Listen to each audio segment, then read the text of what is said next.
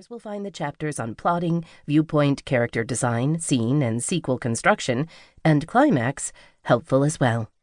How do you begin your urban fantasy or epic quest? What do you do first? How do you organize your ideas, develop a plot, create characters that last from start to finish without crumbling, and move the story all the way to its conclusion? What's involved in writing a rollicking good story, one that others will enjoy reading?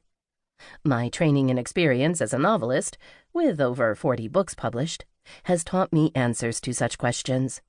I began writing fiction when very young, and I stubbornly struggled with knotty plot dilemmas, characters that didn't always say or do what I wanted, and stories that hit dead ends, until I finally found the professional writing program at the University of Oklahoma and learned not only what writing craft is, but how to trust it. As a novelist, I've experienced the sublime pleasure of writing a story where everything goes well. I've suffered through the misery of stories where nothing seems to work. I've written my heart and guts into some of my novels, and I've written books during personal situations so distracting that only my formal training in the writing craft kept me on course. I know what it's like to ache to put my characters onto the page. I understand the frustration of being stuck and baffled, with no idea of how to fix the problem in front of me. And I am grateful for having done the time and sweated through the drills and exercises and paid my dues in order to become published. Writing is not easy. It takes thought, commitment, and hard work to learn what you're doing. And after your first publication, or your 20th, those same qualities remain necessary in putting together a short story or a novel. Each new plot and set of characters brings some unique challenge, and that's one reason I continue to find writing exciting and fun year after year. In my teaching career, I've coached numerous students who were adept at pouring their creative, imaginative abilities into world building, yet enrolled in my classes with only the vaguest notion of how to plot, write cohesive scenes, or design dimensional characters. I firmly believe that there should not be a veil of mystery draped over the creation of viable stories.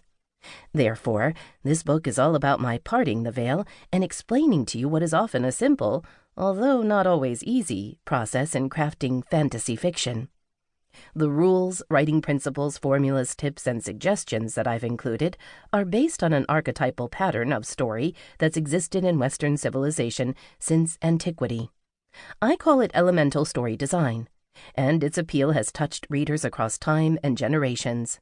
Its foundations draw from myths, legends, folklore, definitions of good and evil, and both the shortcomings of human nature and its capacity for heroism. Fantasy is the mystic of fiction. It requires readers to believe in magic and the supernatural, to accept the unexplainable as a normal part of the setting. And although fantasy expects readers to believe these things just because, and offers no rational basis for them, fantasy is not illogical. All fantasy stories, whether ranging from clock punk to Jasper Ford's Thursday Next novels to Neil Gaiman's yarns, operate within parameters set by their authors. And although those boundaries may be fantastical or possibly bizarre, they are the rules of that story world. Fantasy itself is an enormous, elastic genre that carries its share of beloved traditions, stereotypes, and dear old writing masters. Yet it's adaptive enough to span what's hip and edgy, deconstructed fairy tales, goth, punk, and alternate history. New writers are shaking up old concepts all the time, keeping fantasy alive and fresh. In exchange for their willingness to believe, readers expect fantasy writers to lead them to wondrous places never imagined before. Willing to disconnect from rationality in order to step onto train platform 9 3/4, they seek to explore concepts that have no basis in reality as the actual world knows it.